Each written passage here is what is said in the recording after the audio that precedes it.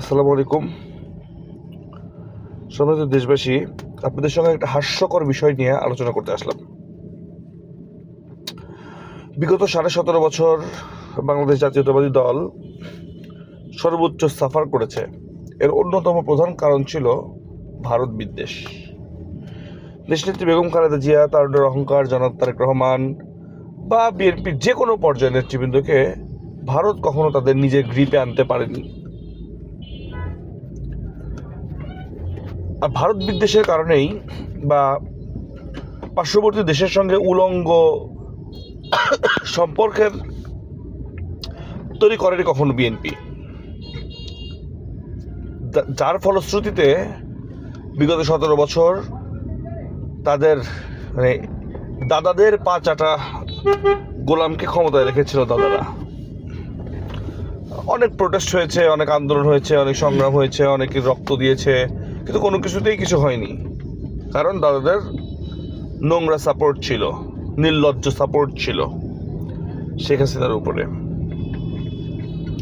5 তারিখের পরে এখন আমাদেরকে ব্লেম দেওয়া হয় আমরা নাকি ভারতের চর বা ভারতের কাছে বিএনপি বিক্রি হয়ে গেছে। যখন বিএনপির সব থেকে খারাপ সময়, তখন যদি বিএনপি বিক্রি না হয়, তাহলে 5 তারিখের পরে তো বাংলাদেশের পক্ষের রাজনীতি যারা করে তাদের জন্য একটু হলেও ভালো সময়। তারা কেন বিক্রি হবে? তারা কেন ইন্ডিয়ার সঙ্গে আতাত করবে? একটু আসলে কোনো সুযোগ নাই। এটা হলো মূলত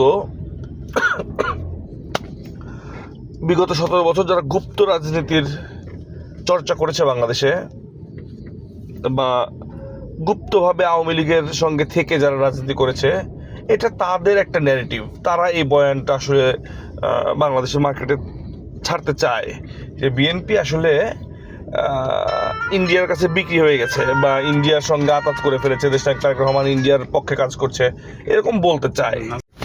কিন্তু আপনারা খেয়াল করবেন, তিস্তা বাঁচাও নামের একটা আন্দোলন করেছে বিএনপি। এটা কি সরাসরি ভারতের সঙ্গে নির্বাচনের আগে বিএনপির বৈরিতা তৈরি করার একটা অপশন না? জামাতে ইসলাম বা বাংলাদেশের এখন যারা রাজনীতি করছে, এরকম কোনো দল, এরকম একটা দলও কি আছে ইন্ডিয়ার চোখে চোখ রেখে এই সময় বলতে পারবে যে আমার পানির ন্যায্য হিসাব দাও? দেশনায়ক তারেক রহমানের একটা ইন্টারভিউ বিগত 17 বছর পরে আপনারা শুনেছেন। দেশনায়ক তারেক রহমান বলেছে যে ফেলানির লাশ তার কাটায় ঝুলবে আর আমি তাদের সাথে সম্পর্ক তৈরি করবো, এরকম রাষ্ট্রনীতি সে চান না। এই কথাগুলো এরকম সরাসরি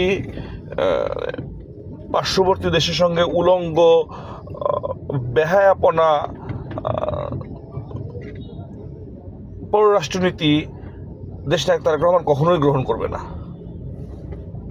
আর দেশনায়ক তারেক রহমানকে বিভিন্নভাবে হেয় প্রতিপন্ন করার জন্য বাংলাদেশ ইসলামী ছাত্র শিবিরের গুপ্ত নেতৃবৃন্দ, বাংলাদেশ জামায়াত ইসলামের গুপ্ত নেতৃবৃন্দ সর্বোচ্চ চেষ্টা করছে।